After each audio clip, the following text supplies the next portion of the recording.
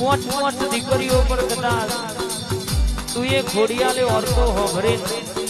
જગત માં એક નહીં બે દીકરા આલ્યા હોય